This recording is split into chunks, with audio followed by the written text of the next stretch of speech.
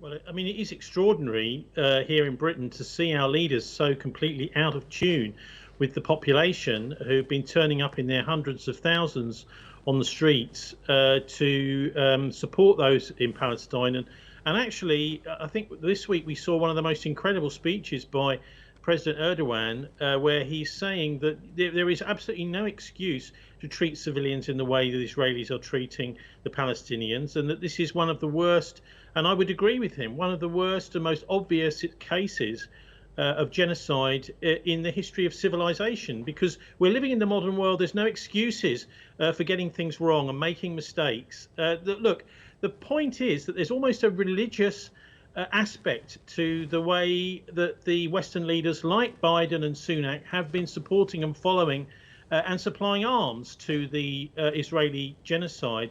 And that's, I think, one of the most important aspects to understand why it is that they are so hell-bent on helping this genocide. I don't think it's necessarily motivated by racism, but certainly by some sort of religious aim. I mean, look at the psychopathic nature of what the Israelis have been saying over the last few weeks. They're talking about, I mean, basically they've been accusing everyone else, mostly the Palestinians, of committing the crimes that they're committing. So they are behaving, the Israelis, like a kind of not chosen people, but a master race like the Nazis, saying effectively that anybody else's life is worth nothing, or they are likening the Palestinians to animals. And so they are the ones behaving like Nazis, not those that they are accusing. They're accusing the British people in the Palestinian marches of. But at the same time, Tony, sorry to jump in here. It is true. We know about unbelievable comments by this regime. But if we look at the way, whether we're talking about the UK, the US, France, Germany, how they have responded, how they have, it's been totally different from the way they responded when we look at, again, with the Russian-Ukraine situation. You're talking about a world of difference. I mean, if we look at statistically, we're talking about 6 weeks, over 12,000 people, but still not even close to the reaction that we saw coming out of these Western regimes, even the first month after Russia invaded Ukraine. Your thoughts on why there's such a difference? Well, look, the difference is this is a war that we support, the Ukraine side. I mean, if you look at the actual barbarism involved by the Russian invasion of Ukraine, you're seeing the same number of civilian casualties over nearly 2 years as we have just in a few weeks in Gaza. So there is really no excuse to be sending soldiers down the streets, shooting teenagers in the head for no reason. Innocent people being shot in the head by soldiers. This is not the way the Russians have been conducting things. But I think there's a much wider plan. And as I say, you know, we've got such incredible hypocrisy by the Israelis. They seem to think that they can simply get away with this because of their influence within the Western press. So they're trying to use TV news lies in order to get away with this genocide. I'm afraid we're living in the internet age now, and people all around the world, actually, if they bother to check, can see exactly what the Israelis are up to. Okay, well, Mohsen, on the one side, I've talked about these Western regimes. If we look, though, at the Islamic countries. Now, the leader of the Islamic Revolution, Ayatollah Khamenei, has said that Islamic countries must cut ties with Israel. Any of them that have ties definitely should cut ties. And we see that some of these countries are still either giving access to airspace, giving gas, helping the Israeli regime. I want to talk about that side of things and the importance of at least these Muslim countries in actually not supporting the regime in any way. Absolutely. So as Imam Khamenei has pointed out, that it is essential that all Muslim countries boycott the Zionist regime. And when he says boycott, as you mentioned, it does mean that airspace of Muslim countries should not, as a matter of principle, be used to bomb innocent Palestinians. If that airspace is not used, and if that support is not given to the Zionist regime in the region of West Asia, there is no way for the Zionist regime or the US empire to have any kind of diplomatic or military influence in this region. To give you a small example, why is the Rafah crossing still closed? Why aren't innocent Palestinians being allowed to be treated? Why isn't Egypt opening its borders? Why is it that in the OIC summit, nothing conclusive came out? Why is it that we only saw Iraq, Iran, and Syria giving out statements, cohesive statements against the Zionist regime? Why do we see Yemen as a country fully involved in this conflict and now attacking the Zionist regime with their missiles? Where is Saudi Arabia and where is the UAE?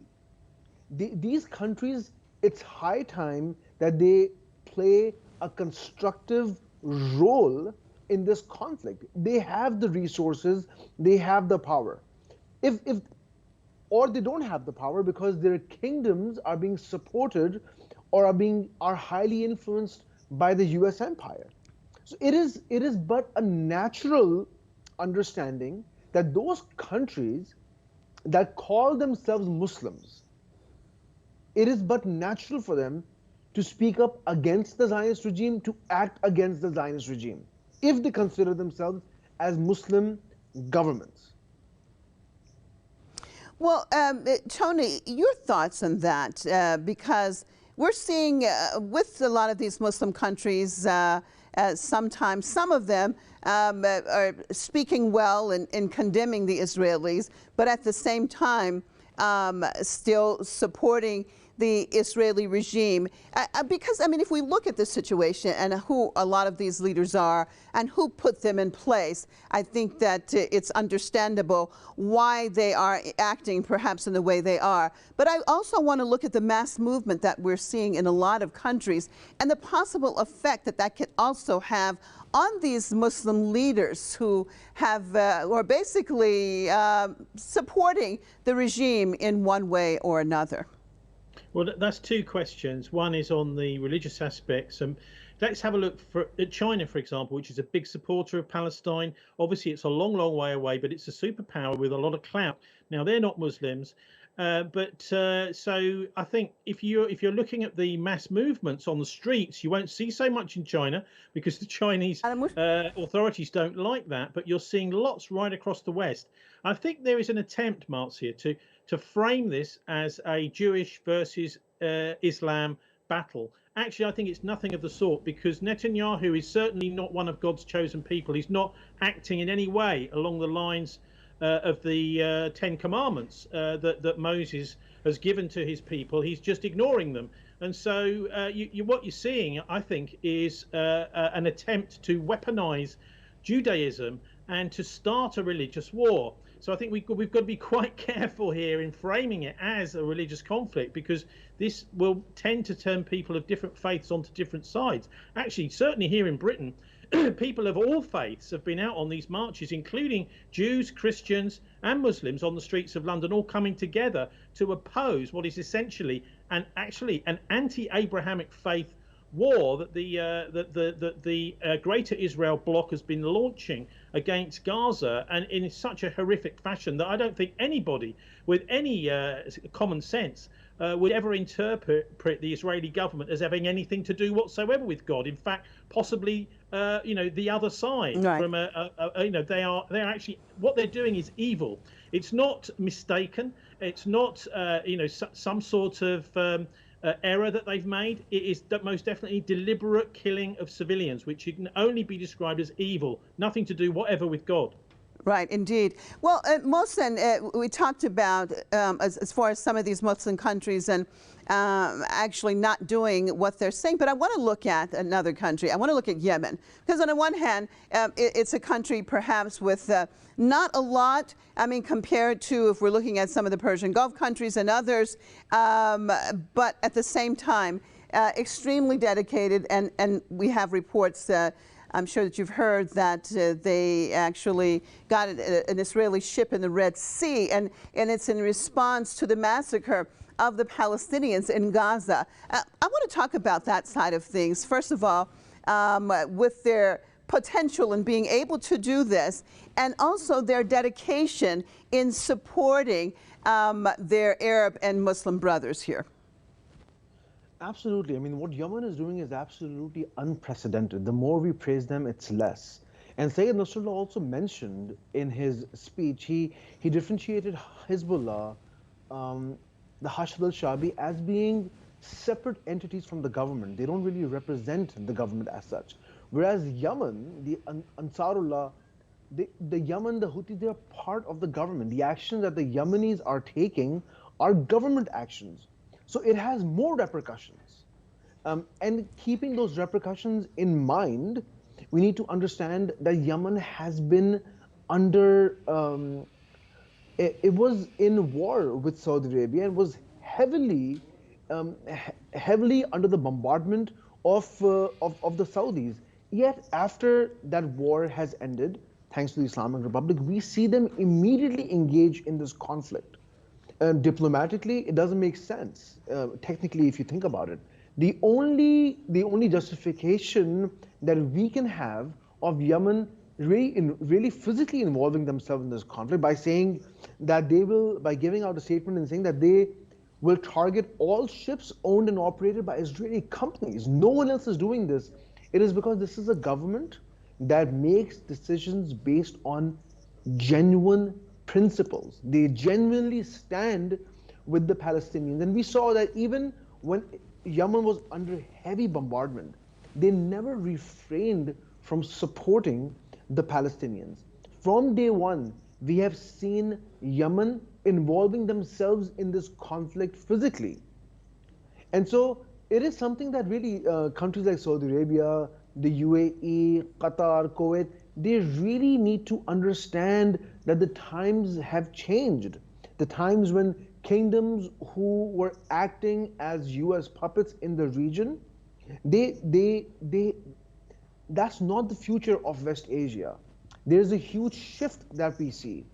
And the narrative and the stances that countries like Yemen, Iran, Iraq, Syria are taking is the future of this region of West Asia, where we want to see Islamic countries, Muslims, Arabs, be sovereign and independent without the influence of British colonialism or US imperialism. Well, Tony, we've seen what the Israeli regime has done in Gaza and basically targeted kids and just civilians in general. And now militarily, from a military perspective, it's definitely not been a success. I want to talk about, we're going to end the show with this comment of yours, in looking at the Israeli regime and how this situation in Gaza has weakened it. I want your perspective in general. Weakened it, and has it weakened it to a point of that it perhaps cannot recover from? Your thoughts in general. Well, look at the irony, Marcia. The irony is incredible. The Israeli government is accusing Hamas of trying to destroy Israel. The one entity that is doing its best to destroy Israel is actually the Israeli government. They are the most likely organization on this planet to bring about an end to the Zionist state is the Israeli government itself, because the way they're acting is actually encouraging so much opposition in those neighboring states. They are also accusing Hamas of killing hostages. Actually, it's them that's killing hostages. So we're dealing with basically a bunch of psychopaths that are trying their best to create even a wider war. That is to drag in the Americans and the Russians, to maybe drag in even the Chinese, in order to keep Benjamin Netanyahu, the crime minister, out of jail. And to be fair, the Israeli public have been making a big fuss and protesting about this all this year, saying this guy is turning into a dictator. The only thing is that the rest of the world have to act, I think, somehow to help the Israeli population to put their maniac prime minister in jail. Where this is going? Tony, let me just jump in here. I don't have much time, but is this just, because this is very important, is this just a Netanyahu framing of this? Is it just Netanyahu that is behind this? I mean, when we see this entire Israeli regime and what it's doing, it's not just one man. It is not just one man that is doing it, but go ahead.